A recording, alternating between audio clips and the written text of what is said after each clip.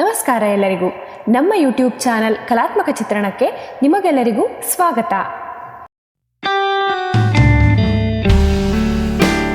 ಕೃಷಿ ಅಂದರೆ ಕಷ್ಟದ ಕೆಲಸ ಅಷ್ಟೇ ಹೊರತು ಲಾಭ ಇಲ್ಲ ಅನ್ನೋ ಭಾವನೆ ಬಹುತೇಕ ಜನರಲ್ಲಿ ಇದೆ. ಆದರೆ ಇಂದಿನ ಕಾಲದಲ್ಲಿ ಕೃಷಿ ಒಂದು ವ್ಯವಹಾರ ಆಗಿ ಬೆಳೆದಿದೆ. ಸರಿಯಾದ ಜ್ಞಾನ, ತಂತ್ರಜ್ಞಾನ ಮತ್ತು ಯೋಜನೆ ಇದ್ದರೆ ತಿಂಗಳಿಗೆ ಲಕ್ಷಾಂತರ ರೂಪಾಯಿ ಸಂಪಾದನೆ ಮಾಡ್ಬೋದು. ಇಂದು ನಾವು ಕೃಷಿಯಲ್ಲಿ ಹೆಚ್ಚು ಸಂಪಾದನೆ ಮಾಡುತ್ತಿರುವ ರೈತರ ರಹಸ್ಯಗಳ ಬಗ್ಗೆ ತಿಳಿದುಕೊಳ್ಳೋಣ.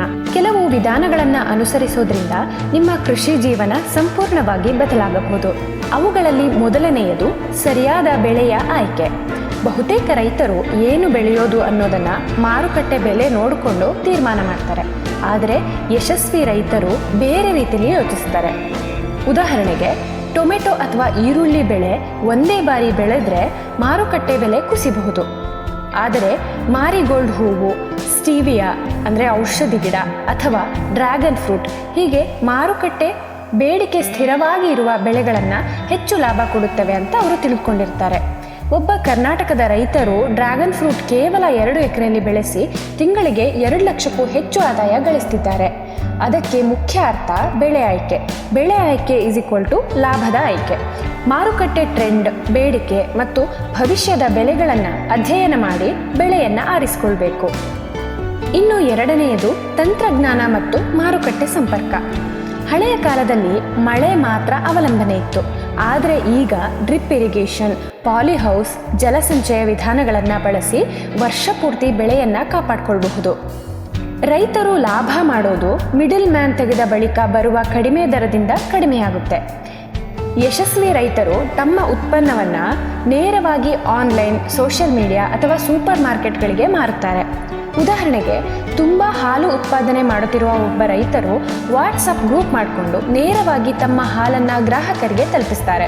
ಇದರಿಂದ ಮಧ್ಯವರ್ತಿಯ ಲಾಭ ಕಡಿಮೆಯಾಗಿ ನೇರವಾಗಿ ರೈತನಿಗೆ ಹಣ ಬರುತ್ತೆ. ಆದ್ದರಿಂದ ತಂತ್ರಜ್ಞಾನ ಹೆಚ್ಚು ಸಂಪಾದನೆ, ಮಾರುಕಟ್ಟೆ ಸಂಪರ್ಕ ಹೆಚ್ಚು ಲಾಭ. ಇನ್ನು ಮೂರನೆಯದು ಮೌಲ್ಯವರ್ಧನೆ.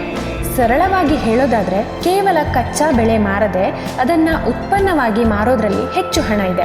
ಉದಾಹರಣೆಗೆ, ಟೊಮೆಟೊ ಅಂದರೆ ಕೇವಲ 10 ರು ಕೆಜಿ. ಆದರೆ ಅದನ್ನೇ ಟೊಮೆಟೊ ಸಾಸ್ ಆಗಿ ಮಾಡಿ ಮಾರಿದರೆ 100 ರೂಪಾಯಿಗೂ ಹೆಚ್ಚು ಬೆಲೆ ಬಾಳುತ್ತೆ. ಇನ್ನು ಜೋಳ 20 ರು ಕೆಜಿ ಇದೆ.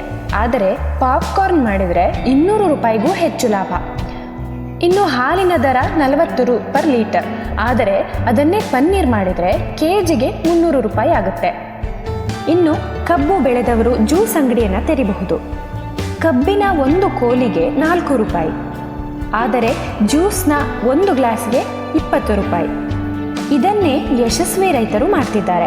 ತಮ್ಮ ಉತ್ಪನ್ನಕ್ಕೆ ಬ್ರ್ಯಾಂಡ್ ಹೆಸರು ಕೊಟ್ಟು ಪ್ಯಾಕಿಂಗ್ ಮಾಡಿ ಆನ್ಲೈನ್ನಲ್ಲಿ ಮಾರ್ತಿದ್ದಾರೆ.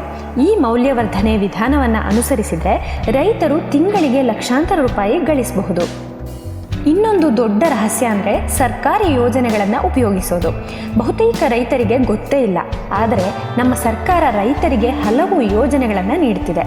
PM ಕಿಸಾನ್ ಯೋಜನೆ ವರ್ಷಕ್ಕೆ 6,000 ರೂಪಾಯಿಯ ನೇರ ಖಾತೆಗೆ ಬರುತ್ತೆ. ಸಬ್ಸಿಡಿ ಪಾಲಿಹೌಸ್, ಡ್ರಿಪ್ ಇರಿಗೇಷನ್ 50% 80% ತನಕ ಹಣ ಸರ್ಕಾರದಿಂದ ದೊರಕುತ್ತಿದೆ.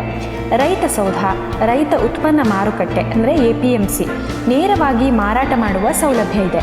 ಈ ಯೋಜನೆಗಳನ್ನು ಸರಿಯಾಗಿ ಬಳಸಿಕೊಂಡ್ರೆ ರೈತರಿಗೆ ಖರ್ಚು ಕಡಿಮೆ, ಲಾಭ ಹೆಚ್ಚಾಗುತ್ತೆ. ಬೆಂಗಳೂರಿನ ಹತ್ತಿರದ ಒಬ್ಬ ಯುವ ರೈತರು ಕೇವಲ 2 ಎಕರೆಯಲ್ಲಿ ಸ್ಟ್ರಾಬೆರಿ ಬೆಳೆ ಹಾಕಿ ಅದನ್ನು ಪ್ಯಾಕ್ ಮಾಡಿ ನೇರವಾಗಿ ಹೋಟೆಲ್ಗಳಿಗೆ ಮಾರ್ತಿದ್ದಾರೆ. ಇಂದು ಅವನು ತಿಂಗಳಿಗೆ 3 ಲಕ್ಷಕ್ಕೂ ಹೆಚ್ಚು ಗಳಿಸ್ತಿದ್ದಾನೆ.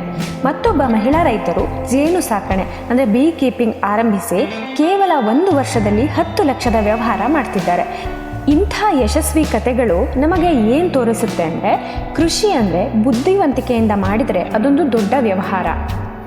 ಹೀಗೆ ಕೃಷಿಯಿಂದ ಲಕ್ಷ ಸಂಪಾದನೆ ಮಾಡುವ ಗುಟ್ಟುಗಳು ಸರಿಯಾದ ಬೆಳೆ ಆಯ್ಕೆ, ತಂತ್ರಜ್ಞಾನ ಮತ್ತು ನೇರ ಮಾರುಕಟ್ಟೆ ಸಂಪರ್ಕ, ಮೌಲ್ಯವರ್ಧನೆ, ಸರ್ಕಾರಿ ಯೋಜನೆಗಳ ಬಳಕೆ ಹಾಗೂ ಯಶಸ್ವಿ ರೈತರಿಂದ ತೆಗೆದುಕೊಳ್ಳುವ ಪ್ರೇರಣೆ. ಇಂದಿನ ಕಾಲದಲ್ಲಿ ರೈತನಾಗಿರುವುದು ಕೇವಲ ಒಂದು ಜೀವನೋಪಾಯವಲ್ಲ, ಅದು ಹೆಮ್ಮೆ ಮತ್ತು ಒಂದು ದೊಡ್ಡ ವ್ಯವಹಾರ. ದೇಶದ ಬೆನ್ನೆಲುಬಾಗಿರುವ ರೈತರನ್ನು ಗೌರವಿಸೋಣ. ಮುಂದಿನ ವಿಡಿಯೋದಲ್ಲಿ ಇನ್ನೂ ಹಲವು ಉಪಯುಕ್ತ ಮಾಹಿತಿಯೊಂದಿಗೆ ನಿಮ್ಮ ಮುಂದೆ ಬರುತ್ತೇವೆ. ಅಲ್ಲಿಯವರೆಗೂ ನೀವಿನ್ನೂ ನಮ್ಮ ಚಾನಲ್ನ ಸಬ್ಸ್ಕ್ರೈಬ್ ಮಾಡಿಲ್ಲ ಅಂದರೆ ಈ ಕೂಡಲೇ ಸಬ್ಸ್ಕ್ರೈಬ್ ಮಾಡಿ ಹಾಗೂ ಹೆಚ್ಚು ಹೆಚ್ಚು ಜನರಿಗೆ ಶೇರ್ ಮಾಡಿ. ಧನ್ಯವಾದಗಳು.